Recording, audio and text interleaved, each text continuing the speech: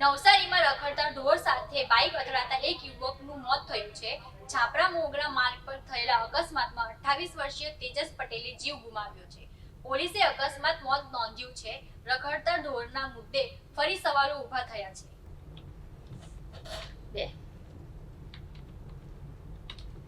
આ પહેલ હેઠળ મોટરસાયકલ અને સ્કૂટર ચલાવતા લોકોને રસ્તા પરની ધારદાર દોરીથી સલામતી અને ટ્રાફિકના નિયમોનું પાલન કરવા માટે જાગૃત કરવામાં આવ્યા હતા. પોલીસ અધિકારીઓએ ખાસ કરીને હેલ્મેટ પહેરવાની આવશ્યકતા, ગતિ મર્યાદાનું પાલન અને અન્ય વાહનો સાથે સુરક્ષિત અંતર રાખવા જેવા મહત્વના મુદ્દાઓ પર ભાર મૂક્યો હતો.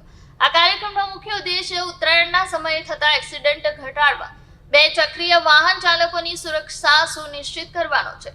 જિંદગી જીવદયા અભિયાન ટ્રસ્ટ જેવી સામાજિક સંસ્થાઓ સાથે આવા સહયોગથી સમાજમાં જાગૃતિ ફેલાવવાનું કાર્ય સફળતાપૂર્વક પૂર્ણ થઈ શકે છે, એમ પોલીસનો વિશ્વાસ છે. ઉલ્લેખનીય છે કે ઉત્તરાયણના સમયે ધારદાર દોરાથી કેટલાક મોટરસાયકલ અને બાઇક સવાર ઇજાગ્રસ્ત થતા હોય છે, જેથી આ સંસ્થાના સહયોગથી બેસ્તાન પોલીસે સેફટી કાર્ડ વિતરણ કર્યા હતા.